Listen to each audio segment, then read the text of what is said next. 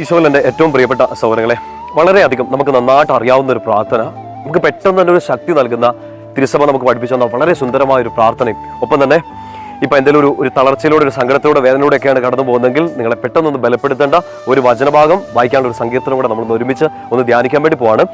എത്രയോ തവണ നമ്മൾ ചൊല്ലിയിട്ടുള്ളതാണ് അല്ലേ? വിശുദ്ധ കുർബാനയിലും ജപമാലയിലും ഒക്കെ കരുണക്കൊന്ത ചൊല്ലുമ്പോഴും ഒക്കെ നമ്മൾ ആരംഭിച്ചത് വിശ്വാസപ്രമാണം ചൊല്ലിക്കൊണ്ടാണ്. സർവശക്തനായ പിതാവും ആകാശത്തിന്റെയും ഭൂമിയുടെയും സൃഷ്ടാവുമായ ദൈവത്തിൽ ഞാൻ വിശ്വസിക്കുന്നു എന്നുള്ള ആ വലിയ ശക്തമായ പ്രാർത്ഥന, സഭയുടെ വലിയ പ്രബോധനങ്ങൾ, നമ്മുടെ ഏറ്റവും വലിയ വിശ്വാസ സത്യങ്ങളൊക്കെ നമ്മൾ പ്രഘോഷിക്കുന്ന വലിയൊരു പ്രാർത്ഥനയാണ് വിശ്വാസപ്രമാണം അല്ലേ? I believe in God the father all mighty.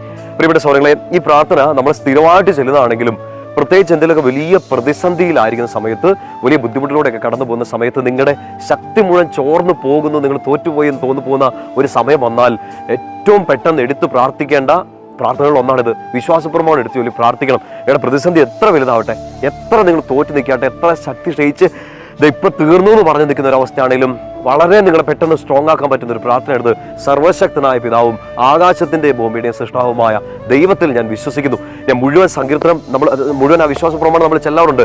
നിങ്ങൾക്ക് ഒട്ടും പ്രാർത്ഥിക്കാൻ പറ്റാത്ത ഒരു സമയമാണെങ്കിലും, ചില സമയത്ത് അങ്ങനെയൊക്കെ വരാമല്ലോ, വലിയ സങ്കടങ്ങൾ വരുമ്പോൾ, നിങ്ങൾ പ്രതീക്ഷിക്കാത്ത ഒരു ഇടിയൊക്കെ കിട്ടുന്ന സമയത്ത് ചിലപ്പോൾ പ്രാർത്ഥിക്കാൻ പോലും പറ്റാത്തൊരവസ്ഥ ഉണ്ടാവും. പ്രിയപ്പെട്ട സഹോദരങ്ങളെ, അത്ര മോശപ്പെട്ട ഒരവസ്ഥ വന്നാലും, നിങ്ങൾക്കൊരു പ്രാർത്ഥന കംപ്ലീറ്റ് ആക്കാൻ പറ്റാത്തൊരു സ്ഥിതി വന്നാലും ഈ വിശ്വാസ പ്രമാണത്തിന്റെ ആദ്യത്തെ ഭാഗം ഒന്ന് ചൊല്ലിക്കണം. സർവശക്തനായ പിതാവും ആകാശത്തിന്റെയും ഭൂമിയുടെയും സൃഷ്ടാവുമായ ദൈവത്തിൽ ഞാൻ വിശ്വസിക്കുന്നു.